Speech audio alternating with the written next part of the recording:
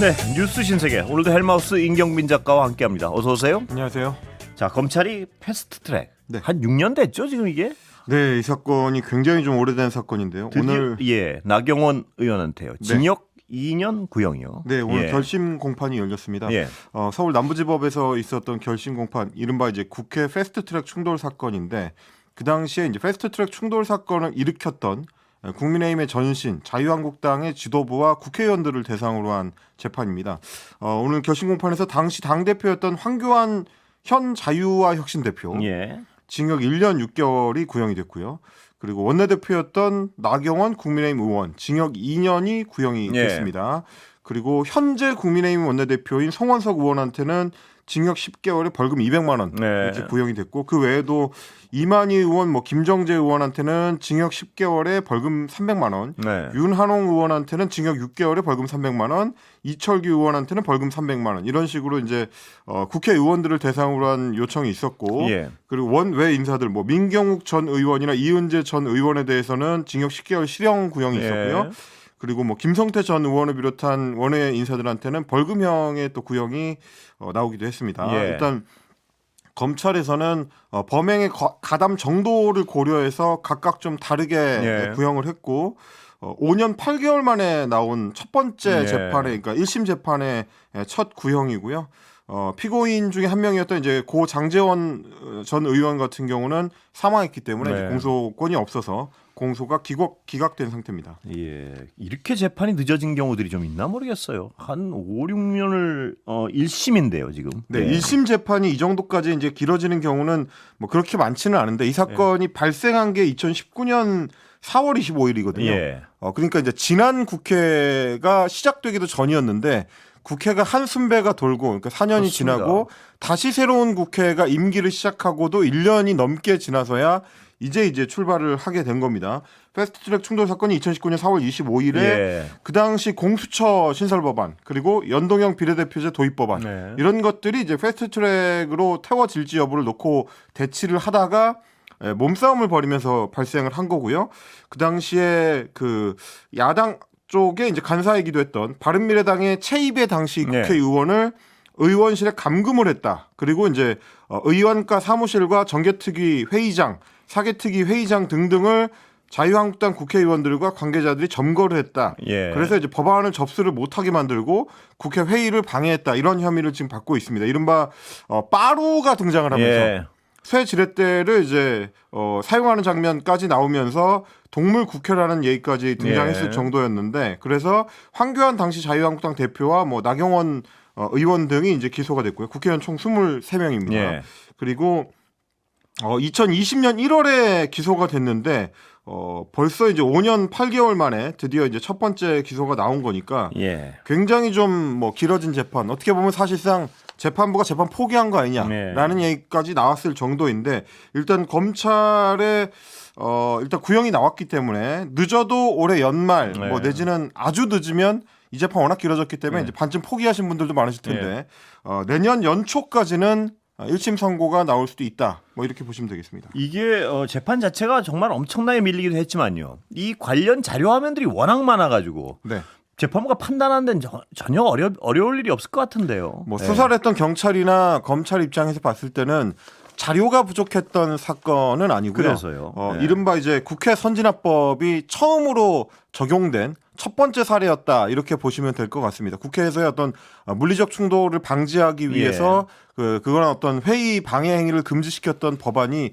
처음으로 국회의원들을 대상으로 적용된 법이기 때문에, 이 재판이었기 때문에 재판부 입장에서는 조금 조심스러웠을 수도 있습니다만, 그러는 바람에 여러 가지 논란이 이제 추가로 나온 거거든요. 그 사이에 국회의원이었다가 더 이상 국회의원이 아니게 된 사람들도 많고, 그리고 그 사이에 또 2번이나 더 국회의원을 하게 된 사람들도 있었기 때문에 제때 재판이 안 끝나면서 그때 물리적 충돌을 일으켰던 사람들이 그 뒤에도 정치적 생명을 계속 좀 연장하게 되는, 그러니까 가부간의 결정이 나와줘야 그 사람들이 우리 국회에서 활동할 자격이 있는지 여부를 국민들이 따져볼 수가 있는데, 어떻게 보면 그런 기회를 재판이 제때 안 끝나면서 국민들한테 제공하지 못했다, 이렇게도 볼 수 있을 것 같고요. 그리고 만약에 이번에 이제 재판이 선고가 나오게 되면 일단 공직선거법상으로는 500만 원 이상의 벌금형이 나오게 되면 이게 이제 공직선거법 재판은 아니지만 어떤 재판이든지 간에 500만 원 이상의 벌금을 받게 되면 국회의원직을 상실하게 되고요. 집행유예형을 받게 되면 그러니까 금고 이상의 형을 받게 되면 10년 이상 피선거권이 박탈이 됩니다. 그러니까 이제 이번에 유죄 선고를 받게 되는 국회의원들 같은 경우는 직을 잃고 사실상 정치 생명이 끝나게 될 수도 있는 뭐 그런 상황이 됩니다. 그러니까 지금 검찰의 구형대로라면 나경원, 송원석 이런 분들이 다 거기 포함이 되죠. 그러니까 그렇습니다. 뭐 실제로 재판부가 유죄 판결을 하더라도 어느 정도 형량이 나올지는 알 수 없습니다만은 황교안 전 대표나 나경원 전 원내대표 뭐 같은 경우는 이제 그때 상황을 주도했었던 인사들이기 때문에 뭐 대체적으로는 유죄 판결을 피하기 어렵지 않겠느냐라는 전망들이 좀 우세하긴 합니다. 그렇죠. 그리고 이제 유죄 판결이 나올 경우에는 지금 이제 구형량으로 봤을 때 벌금 500만 원 이하가 나오기는 좀 쉽지 않을 것 같고 결국 이제 오늘 나경원 의원이 주장했던 것처럼 무죄를 다퉈야지만 정치 생명을 연장할 수 있을 텐데 상황이 좀 쉬워 보이지는 않고요. 다만 지금 남부지법에는 이 사건, 그러니까 야당 국회의원들 말고 여당 국회의원들도 포함된 사건의 재판이 진행 중입니다. 박범계 민주당 의원을 비롯해서 전현직 당직자들 10명도 공동폭행 혐의로 지금 재판이 진행이 되고 있는데 뭐 19일 오전 10시에도 또 재판이 진행되니까 이 사건도 역시 한정없이 길어지고 있는 뭐 그런 상황입니다. 그렇습니다. 이게 무죄 판결을 받기가 어려울 것 같다는 분석의 이유 중에 하나는 아까도 잠깐 말씀드렸지만 영상 자료들이 워낙 많아가지고 그 당시. 그렇습니다. 그리고 뭐 법안의 내용이 이제 모호하거나 법안 어떤 구체적 조항들이 애매하거나 그러지는 않기 때문에 사실관계를 따지는 데는 큰 어려움이 없을 것이다 이런 얘기들이 많습니다. 자, 조희대 대법원장에 대한 사퇴 압력이 여당에서 계속 본물이 터진 것 같습니다. 특히 오늘 굉장히 좀 강하게 추동이 됐는데요. 추미애 법사위원장이 페이스북에 글을 쓰면서 상당히 좀 뜨겁게 불이 붙었습니다. 조희대 대법원장이 지난주에 법원의 날 행사에서 사법부의 독립을 굉장히 강조를 했거든요. 사법부가 헌신적 사명을 완수하기 위해서는 무엇보다도 재판의 독립이 확고하게 보장돼야 된다. 어떤 어려움에도 흔들림 없이 오직 헌법을 믿고 당당하게 의연하게 재판에 임해달라라고 법원 식구들한테 이야기를 했고 그리고 천대엽 법원행정처장 같은 경우도 그날 열렸던 법원장 회의 때 헌법상 사법권 주체인 사법부의 공식적인 참여 하에 공론화 절차 없이 사법개혁 방안이 추진되고 있는데 우려를 표한다 이렇게 얘기를 했습니다. 지금 이제 국회가 입법 과제를 중심으로 해가지고 사법개혁을 추진하고 있으니까 거기에 대해서 이제 사법부의 중심 인물들이 이제 본격적인 비판을 쏟아낸 겁니다. 법원장회의에서도 역시 마찬가지로 사법부 일원들이 참여하지 않는 사법개혁에 대해서는 이제 조목조목 좀 비판을 하는 그런 목소리가 모아졌거든요. 근데 이제 여기에 대해서 추미애 위원장이 페이스북에 이렇게 썼습니다. 조희대 대법원장이 헌법소홀을 핑계로 사법 독립을 외치지만 속으로는 내란범을 재판 지연으로 보호하고 있다. 법원이 윤석열 일가의 비위 행위와 윤석열 징계 처분 취소 소송 등에 대해서 제대로 판단만 했어도 내란은 방지됐을 거고 내란 이후에도 내란범 구속 취소 등으로 내란 세력의 간을 키웠다. 이렇게 비판을 하면서 여기에 대한 책임은 조희대 대법원장한테 있다. 검찰 독재 시대에는 침묵하다가 가장 민주적인 정권 아래에서 무슨 염치로 사법부 독립을 주장하냐. 굉장히 좀 강도 높게 이야기를 하면서 조희대 대법원장의 사퇴를 촉구를 했거든요. 입법부의 주요 인사가 사법부의 수장을 대상으로 이제 사퇴를 촉구를 하는 굉장히 좀 아슬아슬한 이제 발언이 나오다 보니까 그에 이어서 여권의 반응도 상당히 좀 뜨거웠습니다. 정청래 민주당 대표도 조희대 사퇴론에 본격적으로 가담하는 목소리를 냈는데요. 오늘 아침에 최고위원회의에서 했었던 발언 들어보시겠습니다. 들어보시죠. 재판 독립, 법원의 정치적 중립은 조희대 대법원장 본인 스스로 어긴 것 아닙니까? 지금이라도 사퇴하는 게 맞다고 저는 생각합니다. 대법원장이 그리도 대단합니까? 대통령 위에 있습니까? 국민들의 탄핵 대상이 아닙니까? 대법원장이 뭐라고? 그러니까 사실상 사퇴해야 된다라고 이야기를 한 거고요. 한정혜 민주당 정책위 의장 같은 경우도 민주당이 추진하는 이제 대법원 증언 문제에 사법부가 우려를 표했다라는 질문이 나오니까 뭐 법안 내에 모순이 있는 것도 있을 수 있고 근데 이걸 정리하는 게 국회의 역할이다라고 이야기를 하면서 법원에다가 이제 정면으로 반박을 했습니다. 다만 민주당 내의 얘기를 좀 들어보면 조 대법원장 사퇴에 대해서 이제 공식적으로 불을 붙이는 거, 예. 공식적으로 추진하는 거는 지금 시점에서는 당에서 특별히 계획하고 있지 않다라고 대변인이 이제 공식적으로 부정을 했습니다. 지금 시점에서 메시지가 나오는 거는 뭘 염두에 두고 있거나 계획해서 드리는 말은 아니다. 이렇게 이제 정리를 했고요. 그리고 뭐 이 논란이 이제 여권 중심으로 여당 중심으로 터져 나오니까 기자들이 또 이제 대통령실의 입장을 물었습니다. 여기에 대해서 강유정 대변인이 이렇게 얘기했습니다. 그런 시대적인 국민적인 요구가 있다라면 한편으로는 임명된 권한으로서는 좀 그 요구에 대한 개연성과 그 이유에 대해서 좀 돌이켜 봐야 될 필요가 있지 않나라는 점에서는 아주 원칙적으로 공감하고 있습니다. 특히 이제 논란이 된 게 이 원칙적으로 공감을 하고 있다라는 이제 발언이었습니다. 그러니까 여당에서 사퇴 요구를 하는 거에 대해서 대통령실 뭐 사실상 이제 대통령을 대변하는 게 이제 대통령실 대변인이니까요. 대통령실 대변인이 사실상 동의한 거 아니냐, 뭐 이런 얘기가 나온 겁니다. 그렇게 들리기도 합니다. 보면. 네, 뭐 발언 내용으로 보면 이제 그렇게 해석할 여지가 있는 거 아니냐라고 이제 이야기를 하다 보니까 굉장히 좀 그 이후에 좀 논란이 뜨거워졌고요. 기자들도 계속해서 이제 추가 질문을 했습니다. 그래서 이제 강유정 대변인이 여기에 대해서 다시 브리핑을 하고 이제 부연 설명을 하는 뭐 그런 일이 있었는데 이렇게 얘기했습니다. 국회에서 어떤 수기와 논의를 통해서 헌법 정신과 국민의 뜻을 반영하고자 한다면 가장 우선시 되는 게 이제 선출 권력이라고 할 수가 있고 그래서 시대적 국민적 요구가 있다면 임명적 권한 여기서 얘기하는 건 이제 뭐 대법원장을 비롯한 이제 판사들이겠죠. 임명적 권한은 선출된 권력을 존중해야 된다는 점에서 돌이켜봐야 된다. 뭐 그거에 대해서 이야기를 한 것이다.라고 조금 더 조심스러운 입장으로 좀 바뀌었습니다. 그리고 이제 강정 대변인이 추가로 얘기한 거 보니까 발화자의 의사를 다시 전달한다. 이렇게 얘기하면서 그 부분 그러니까 조 대법원장 사퇴 요구에 대한 입장에 대해서는 구체적인 입장이 없다는 게 답변이고 대통령실 구체적 입장은 없다. 어떤 의사를 표명한다면 돌이켜봐야 한다는 측면에서 원칙적 공감이라는 얘기다. 이렇게 이야기를 한 겁니다. 그러니까 뭐 입법부에서 어떤 의사 표명을 한다면 사법부에서는 뭐 혹은 뭐 이제 이 논의의 장에서는 그 얘기에 대해서 좀 고민해 봐야 되는 거 아니냐. 그런 취지에서 원칙적인 공감이라고 표현을 한 것이다. 라고 이야기를 했습니다. 그리고 또 이제 대통령실이 이 사안에 뛰어들다 보니까 야당에서 상당히 좀 강한 반응들이 나왔는데요. 국민의힘에서는 선전포고다라는 표현까지 나왔습니다. 사법부에 대한 선전포고다, 민주공화정에 대한 심각한 도전이다라고 이야기를 했는데 장동혁 대표 같은 경우는 이재명 대통령에 대한 재판은 중단이 돼 있지만 공범들에 대한 재판에서 유죄가 확정될 경우 이 대통령의 퇴임 이후에 관련 재판에서도 유죄 판결이 날 수 있다.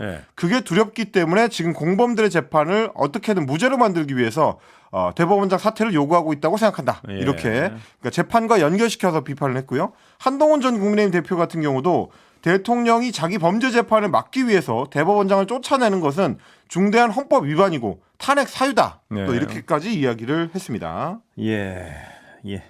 자, 여당은 이제 화해 분위기로 가는 건가요? 네, 어제 당정대 고위 인사들이 만찬을 겸해서 자리를 함께 했는데요. 뭐 일종의 이제 화해를 위한 자리를 대통령실에서 마련을 했다. 이렇게 해석하는 것 같습니다. 최근에 이제 3대 특검법 합의안을 파기하는 과정에서 김병기 원내대표가 정청래 대표하고 상당히 세게 충돌을 했는데 이 노출된 갈등을 이제 봉합하기 위해서 대통령실이 나선 걸로 보입니다. 일단 자리 자체가 김민석 국무총리의 제안으로 회동이 이루어졌고요. 그 자리에 이제 김민석 총리랑 강훈식 비서실장 그리고 우상호 정무수석, 정청래 민주당 대표, 김병기 원내대표 이렇게 참석을 했습니다. 참석한 그 자리에서 이제 5명이 환하게 웃으면서 악수하는 장면 기념사진을 촬영을 했고 김병기 원내대표가 이런 얘기를 했다고 합니다. 부부나 형제나 다 싸우는 거다. 티격태격 하는 거지 아무것도 없는 게 더 위험한 거다라고 웃으면서 말을 했고요. 뭐 사실상 갈등을 인정을 한 거고 정청래 대표 같은 경우는 그 자리를 두고 이거 우상호 수석의 지혜냐라고 이제 물어봤는데 총리님 지혜다 이렇게 답이 들어왔고요. 강훈식 비서실장도 이제 분위기를 풀기 위해서 뭐 공교롭게도 두 분 다 얼굴에 살이 좀 빠진 것 같다라고 얘기를 했고 기념사진 촬영을 할 때는 악수가 어색하니까 이 김민석 총리가 좀 가운데 서가지고 다시 찍자 뭐 예. 이런 식으로 좀 분위기를 좀 달래는 뭐 그런 그렇군요. 권유를 하기도 했다라고 합니다. 일단 보기에 분위기는 좋아진 것 같습니다. 보니까 언론 통해서 봤지만. 뭐 네, 일단 그 네. 분위기 자체는 좀 부드럽게 바뀐 네. 것 같습니다. 오늘도 최고위원회의가 열렸는데 정청래 민주당 대표가 네. 이렇게 얘기를 했습니다. 더 찰떡같이 뭉치고 차돌같이 더 단단하게 원팀 원보이스로 이재명 예. 정부의 성공을 뒷받침하겠다라고 했고요. 김병기 원내대표께서 여러 가지로 마음고생도 심하고 힘든 며칠을 보내신 것 같은데 우리 김 원내대표님께 위로를 드리고 더 예. 힘내시길 바란다라고 하면서 두 사람이 좀 손을 맞잡는 뭐 그런 예. 모습도 연출을 했습니다. 부부랑 형제를 비유했나요? 티격태격하는 것이지. 근데 원래 티격태격 하는 거다. 안 네. 싸우는 게 더 이상한 거다. 뭐 이런 거기까지는 취지의 공감할 수 얘기였습니다. 있어도 아무것도 없는 게 더 위험하다. 이거는 글쎄요. 안 싸우는 게 더 위험한 거라는 얘기는 아닌 것 같아요. 뭐 아마도 이제 취지상으로는 취지는, 예. 갈등이 내부로 이제 침잠하는 것보다 예. 내부에 이제 갈등이 잠재하는 것보다는 가끔씩 이제 본격적으로 논쟁을 통해서 푸는 게 낫다. 뭐 이런 취지의 이야기가 아닌가 싶습니다. 예. 자, 이낙연 전 총리가요. 문재인 전 대통령과의 만남 사진을 공개했는데 이거 굉장히 여권 지지층에서는 반발이 심한 것 같습니다. 네, 왜냐하면 이제 이낙연 전 총리의 어떤 입지 때문일 건데요. 13일에 페이스북에 글을 올렸습니다. 추석 인사를 겸해서 평산으로 문재인 대통령 내외분을 아내와 함께 찾았다. 예. 근황과 지난 일 그리고 막걸리 얘기 등등 여러 말씀을 나눴다. 매우 건강하게 지내시면서 여기저기 의미 있는 곳에 다니고 계셨다. 뭐 이런 이야기를 하면서 이제 함께 찍은 사진. 문재인 네. 대통령 부부하고 이제 이낙연 전 총리 부부가 함께 찍은 옆에서 찍은 사진을 네. 이제 올렸는데 뭐 아시다시피 이낙연 전 총리는 사실상 민주당 진영 쪽에서 이제 네. 파문당한 사람입니다. 네. 뭐 문재인 정부 때 초대 총리였지만 12.3 내란 이후에 이제 조기 대선 때는 김문수 국민의힘 후보를 그렇습니다. 공개 지지를 해가지고 유세를 다니기도 했었던 예. 인물이다 보니까 그래서 좀 상당히 좀 논란이 될 수밖에 없는 건데 민주당 추미애 의원이 문재인 전 대통령을 겨냥을 해가지고 직접 비판을 했습니다. 네. 매를 들어야 될 때 매를 드는 게 어른의 도리다라고 네. 페이스북에 글을 썼는데 매를 불편해하면 아랫사람에 의해서 교활하게 이용당한다. 네. 그러니까 이제 이낙연 새미래 민주당 상임 고문이 이용을 했다라는 네. 취지의 얘기죠. 그리고 이제 문재인 대통령이 2021년 1월에 윤석열 당시 검찰총장을 두고 문재인 정부의 검찰총장이다라고 감싸면서 정치할 생각을 하지 않을 거다라고 이야기했던 내용을 옮긴 그 기사의 사진을 예. 페이스북에 같이 올렸습니다. 그러니까 이제 이런 식으로 이용당하게 된다라는 취지의 글인 것 같은데 조국혁신당의 조국 비상대책위원장도 인스타그램 스토리에다가 뭐 별도의 멘트는 넣지 않았습니다만은 이낙연 상임고문이랑 김문수 전 국민의힘 대선 후보가 손을 맞들어 올리고 있는 사진, 그러니까 유세 때 유세 지원을 했었던 네. 사진을 올렸습니다. 그것도 역시 마찬가지로 이제 비판적인 그런 취지로 이제 풀이가 예. 되는 그런 상황입니다. 예. 그러다 보니까 예. 이제 뭐 민주당 내에서도 이낙연 상임고문을 향해서 이제 후한무치한 거 아니냐라는 네. 평가가 나오는 건데요. 내란 세력을 비호하고 지원해놓고 이제 와서 이제 무슨 일이냐? 김대중 재단 상임고문직에서 제명됐던 거를 네. 떠올리는 분들도 있었습니다. 방금 네, 나경원 의원 선고 일정 나왔다고요. 네, 좀 이따 안내를 해드리고요. 예. 저 이낙연 그 새미래민주당 상임고문도 예. 뭐 이렇게 이제 논란이 커지고 있는 와중에 본인의 페이스북에 글을 또 하나 올렸는데 아, 그래요? 뭐 직접적으로 논란에 대해서 네. 이야기를 한 건 아니고요. 네. 민주당과 아마 이재명 대통령을 겨냥한 게시글로 보입니다. 예. 미국 예일대 사학과 교수인 티머시 스나이더 교수의 저서 최근 네. 저서에 이제 폭정이라는 책이 있는데 그 소개 글을 올렸습니다. 모두의 경각심을 위해서 몇 개의 교훈을 소개한다라고 하면서 네. 제도를 보호하라. 보호하지 않으면 제도는 하나씩 차례로 무너진다. 네. 나치의 질서가 공고해질 때까지 채 1년이 안 걸렸다. 일당 국가를 조심해라. 다당제를 지지하라. 뭐 이런 식의 이제 문구들을 나열했는데 예. 최근에 불거지고 있는 이제 사법제도 개혁과 관련된 논란들, 특히 이제 국민의힘 쪽에서 주장하는 그 내용들 중에 자주 등장하는 단어가 히틀러와 나치입니다. 예. 이걸 이제 의식해서 폭정 소개글을 올린 거 아닌가 싶고요. 일단 이번 논란에 대해서 이제 문재인 전 대통령 측에서는 예.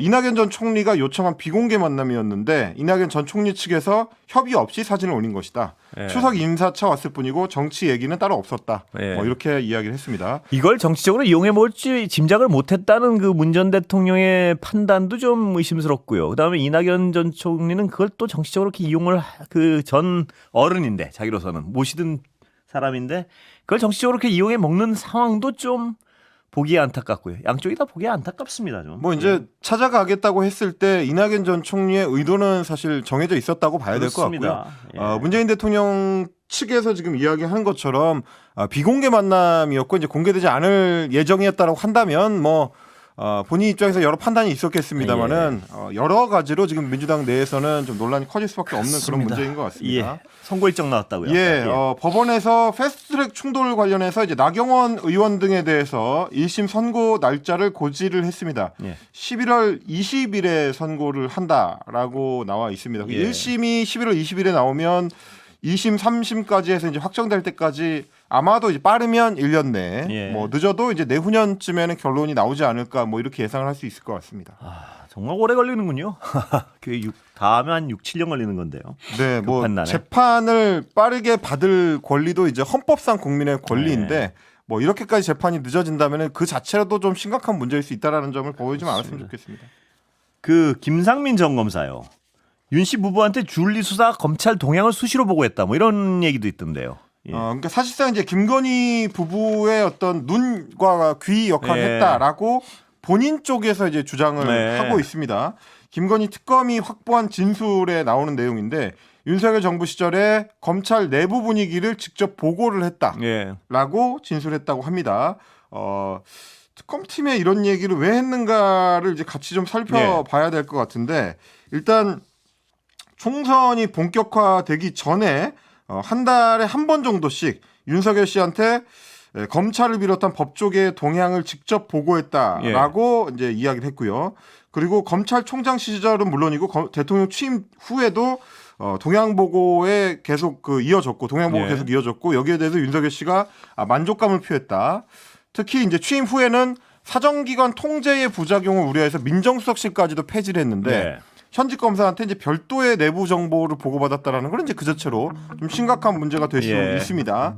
그리고 이제 특히 좀 오늘 화제가 됐던 게 안혜욱 전 대한초등학교 태권도 협회장이 고발했던 이른바 이제 줄리 논란.